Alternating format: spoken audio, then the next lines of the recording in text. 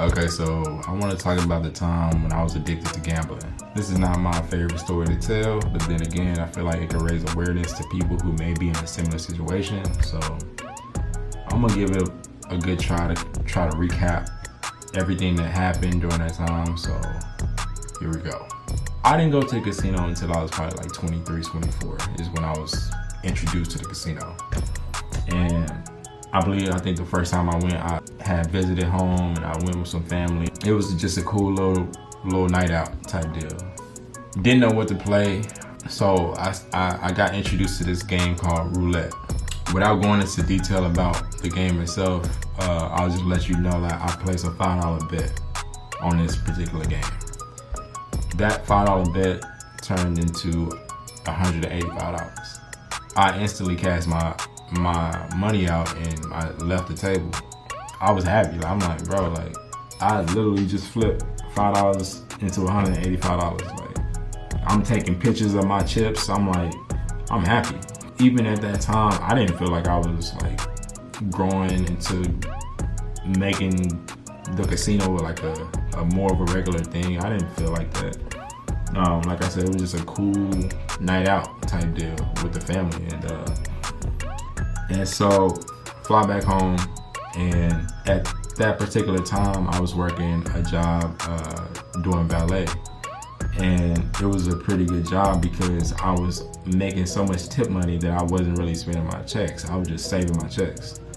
And so, you know, it must have probably been a time where I was just looking for something to do, and I ended up going back to the casino and, you know, just having fun, whatever. It was just kind of like a casual thing. And before I knew it, I started seeing myself go more and more, you know, to the casino more and more. Because keep in mind, like, I'm making good tip money, and, you know, even if I lose the tip money, I'm good with my paychecks. Like, so I wasn't really like thinking about it as it being a bad thing necessarily. But, you know, to continue with the story, I was going like, at this point, like it was a habit, and I found myself being addicted. So one particular time I remember going to the casino, and this particular time was when I found myself in like the biggest hole I've probably been in, you know, while going to the casino. So I'm getting ready to go to the casino, and like I bring all my savings with me. I don't know why I did that. I don't know why. I don't know why I decided to take all the money I had in my savings and take it with me to the casino. That was a stupid decision, looking back on it. But I did. That's what I did. So I ride out there, play a few games. I didn't take all of the money with me into the casino, of course.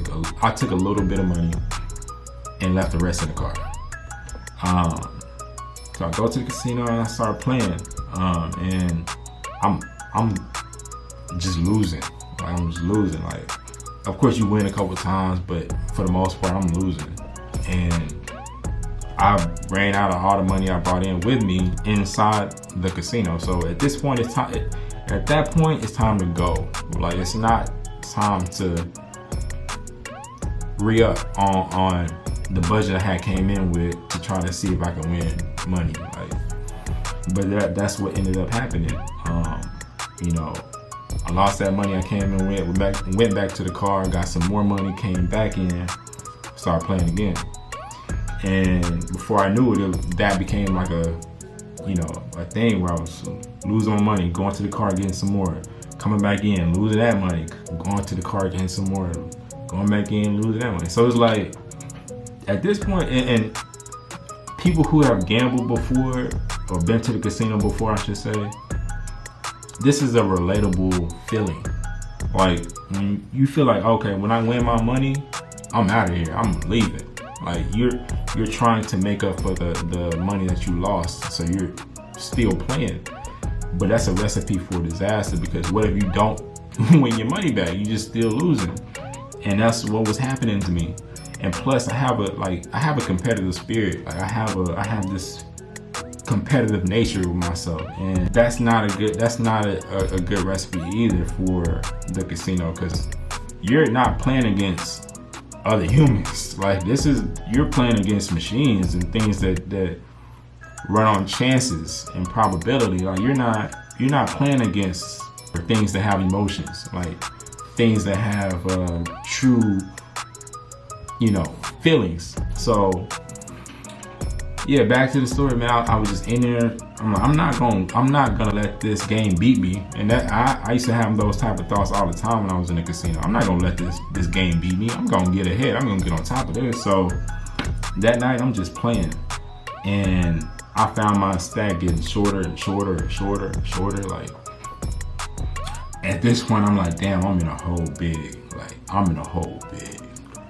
But I know if I stop now, man, I didn't know how I was gonna get that money back in as quick as I lost it. I didn't, I'm like, what am I gonna do? So I kept going all in. I'm like, I'm too far deep in the hole to just stop now. I'm not gonna stop and just leave with the money I got now, because it wouldn't make sense to me to just go home with this money that I have left over. So I'm going all in. Every time I'm placing the same bets every time, because I knew what the outcome was going to be if I won, but I just kept losing. And a funny thing happened as I kept going back to the car over and over again. There was a guy in the lobby area, and he was selling shirts for his business, trying to get money for his business or whatnot, trying to raise money.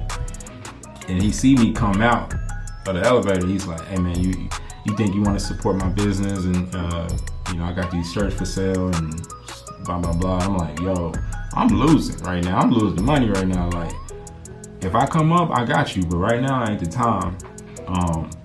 So I go to the car and I go back in. I lose my money and go back to the car, get some more money. And the guy is seeing me doing this, and this one particular time on the way back to the casino, he stopped me and was like, "Bro, just stop.